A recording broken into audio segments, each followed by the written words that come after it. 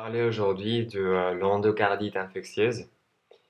La patiente, c'est une femme de 82 ans qui a été hospitalisée pour suspicion d'endocardite infectieuse sur un rétrécissement aortique. Depuis quelques mois, la patiente, elle présente une dyspnée stade 2 et le 24 mai, elle a eu des sensations fébriles à domicile avec des frissons et aussi un syndrome fonctionnel urinaire qui avait depuis quelques jours. À cause de l'altération de l'état général fébrile, la patiente elle a été envoyée aux urgences où un CVU et des hémocultures ont été prélevés. Aux urgences, on a fait un ECG qui était pathologique et qui montrait une hypertrophie ventriculaire gauche et aussi des troubles de la repolarisation. Et après les urgences, elle a été mutée à l'USIC. À l'USIC, on a fait un ETT qui montrait surtout la valve aortique calcifiée. Le 28 mai, on a reçu le résultat de la CVU et des hémocultures. Les hémocultures, ils étaient positives à streptocoque groupe G. Le même jour, on a fait aussi une radio thoracique, car ce jour, l'auscultation elle était asymétrique et on soupçonnait un foyer de base droite. Et au final, avec la radio, on a montré que c'était pas le cas. On a fait aussi un ETO et dans lesquels on n'a pas pu trouver de végétation. Et le bilan stomatologique ce jour, il était normal. Le bilan d'extension, et on a fait un IRM cérébral et on n'a pas trouvé d'embole cérébrale. On a fait aussi une écho abdominale et non plus on n'a pas trouvé d'embole ni de splénomégalie. La patiente, elle a été traitée comme une endocardite infectieuse. Le 27 mai, elle a commencé l'antibiothérapie avec une injection d'aminoxide et amoxicilline. La patiente, elle quitte le service pour le service de post-réanimation. Et c'est dans le service de post-réanimation que, à niveau de l'œil droit, et elle a une rougeur et une baisse de l'acuité visuelle qui, plus tard, on va savoir que sont à cause d'une endophtalmie. Les antécédents médicaux que la patiente elle a eu, c'est la PTH, l'hypertension artérielle subithérapie et la dyslipidémie. Comme un traitement d'entrée, elle avait un traitement voilà, pour l'hypertension artérielle et pour la dyslipidémie, comme on peut voir sur la diapo. Et à l'examen clinique d'entrée, il faut juste résalter qu'elle avait des prises du cœur réguliers avec un soufflet systolique et dû au rétrécissement aortique avec B2 abolie. Maintenant, après avoir parlé de la patiente, je vais vous parler de l'endocardite infectieuse, les étiologies. Et il y a plusieurs germes qui peuvent causer l'endocardite infectieuse. Les plus importants, ils sont dans cette boîte. Et voilà, ce sont les streptocoques alpha-hémolytiques. Ça, ce sont les plus fréquents. Il y a aussi les streptocoques D et les entérocoques, les staphylocoques et les bacilles gram-négatifs. Et à côté, je vous ai mis les portes d'entrée que normalement ils utilisent. Dans le cas de la patiente, c'était un streptocoque et c'était en spécifique un streptocoque du groupe G. Mais on n'a pas réussi à trouver la porte d'entrée. Il y a parfois des endocardites à hémoculture négative. Elles représentent à peu près 5% des endocardites. Et elles sont dues à une infection décapitée par un traitement antibiotique, à des streptocoques déficients à culture difficile à des germes du groupe HACEK, à des germes intracellulaires et à des endocardites fungiques. Quant aux cardiopathies préexistantes, on distingue le groupe A, ou cardiopathie à haut risque, dans lesquelles on peut trouver les prothèses valvulaires, les antécédents d'endocardites infectieuses, les cardiopathies congénitales cyanogènes, et le groupe B, ou autres cardiopathies à risque moins élevé, où on trouve les valvulopathies, les prolapsus valvulaires mitrales, la bicuspidie aortique, les cardiopathies congénitales cyanogènes sauf CIA, etc. La patiente, elle avait une insuffisance aortique. La physiopathologie. Les facteurs nécessaires pour l'installation d'une endocardite, ce sont 4. C'est la valvulopathie, le thrombus fibrinio-plaquettaire, la bactériémie et le taux élevé d'anticorps agglutinants.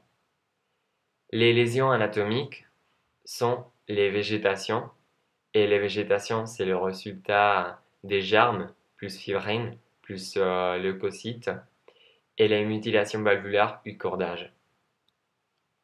Les complications qu'on a après une endocardite infectieuse, ce sont celles liées à l'infection, comme l'abcès, celles secondaires à un mécanisme immunologique, celles dues au complexe immune circulant, celles dues secondaires à l'embolie d'une partie des végétations.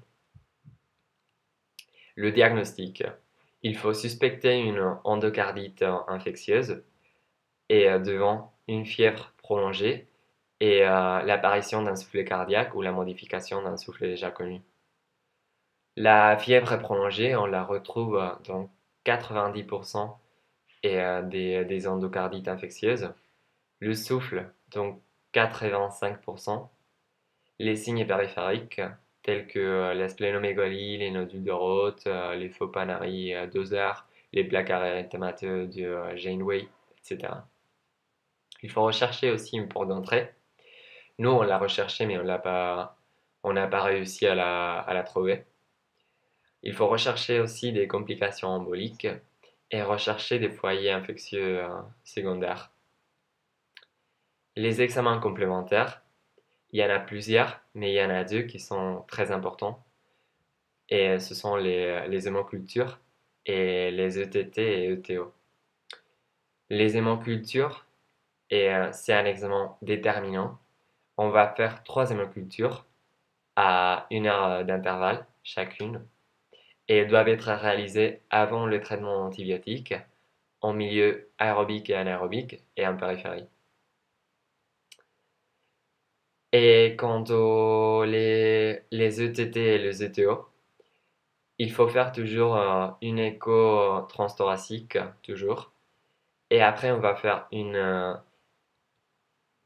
échographie transésophagienne systématique en cas de TT positif ou de TT négative, avec une suspicion forte d'endocardite infectieuse. Avec les échos, ce qu'on va trouver, ce qu'on va chercher de trouver, ce sont des végétations qu'on n'a pas trouvées dans ce cas, ou une fuite mitrale ou aortique. D'autres examens qu'il faut faire, ce sont les radios du thorax, les ECG quotidiens, les scanners cérébrales et TAP systématiques.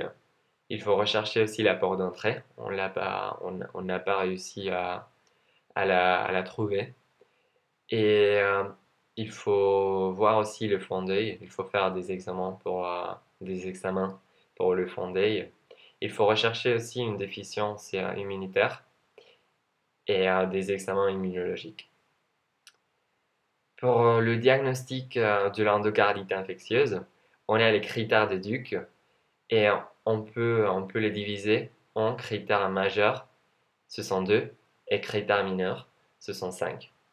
Les critères majeurs, ce sont les hémocultures positives pour une endocardite infectieuse et l'atteinte de l'endocarde. Et les critères mineurs, ce sont la prédisposition, la fièvre, les phénomènes vasculaires, les phénomènes immunologiques, et les preuves bactériologiques. Après ça, avec les critères de Duke, on peut parler d'une probabilité d'endocardite.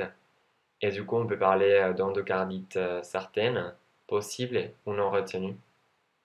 Par exemple, si on a du critère majeur, on se trouve devant une endocardite certaine. Si par contre, on a un critère majeur et un critère mineur, on se trouve devant une endocardite possible. Les complications que l'endocardite infectieuse peut donner, ce sont plusieurs. Et il y a des complications cardiaques comme l'édème aigu du poumon, l'insuffisance cardiaque, les troubles conductifs, etc. Infectieuses comme le choc septique, embolique. Et il faut faire attention aux végétations qui mesurent plus de 10 mm parce que ce sont un grand facteur de risque. Il peut y avoir aussi des anévrismes mycotiques et des complications rénales comme l'infarctus rénal, neurologiques comme l'AVC ischémique et immunologiques comme les glomérulonéphrite, vascularite, etc. Quant au traitement, il y a des mesures générales. Il faut hospitaliser au patient et il faut commencer le traitement de la porte d'entrée et de l'insuffisance cardiaque symptomatique. Et on va commencer aussi une anticoagulation préventive. Les principes du traitement antibiotique. L'antibiothérapie doit être commencée une fois que le germe est identifié. Il va être une association synergique d'antibiotiques et l'antibiothérapie doit être bactéricide et administrée voie intraveineuse et surtout prolongée entre 4 et 6 semaines. Il faudra surveiller après le traitement antibiotique avec une courbe thermique, des homocultures répétées et une biologie. Le traitement de l'endocardite à streptocoque, c'est une bithérapie qui associe bien pénicilline, bien amoxicilline, bien ceftriaxone avec gentamicine pendant une durée de 4 semaines et le traitement va être intraveineuse. Ici, je vous ai mis la même chose. Du coup, c'est une bithérapie et on va utiliser bien pénicilline. S'il y a une allergie à la pénicilline, on va utiliser vancomycine. Sinon, on peut utiliser amoxicilline ou sinon ceftriaxone. Mais il nous faut un de ces antibiotiques avec la gentamicine. Ça, c'est le traitement antibiotique que la patiente elle a eu. Et d'abord, elle avait commencé avec amoxicilline, gentamicine. Après, on a enlevé la gentamicine et on a ajouté le tavanique. Et finalement, actuellement, elle a ceftriaxone et tavanique comme antibiothérapie. Et elle finira l'antibiothérapie le mois prochain, le 7.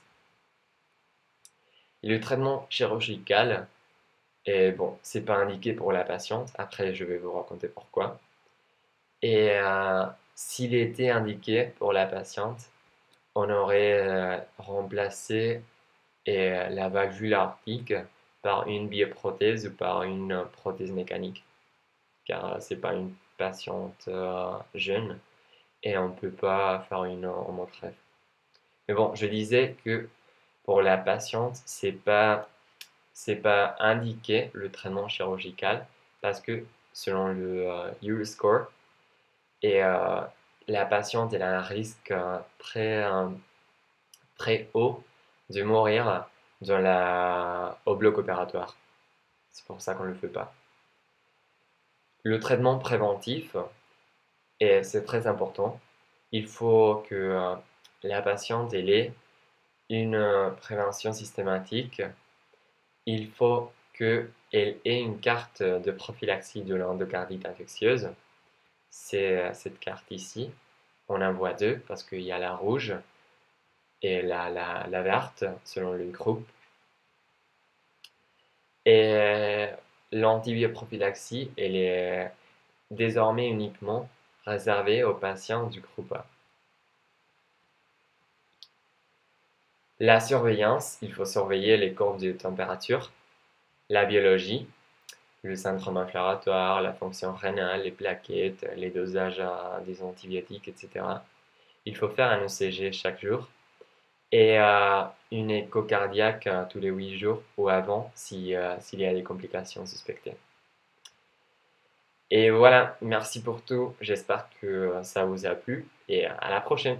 Ciao!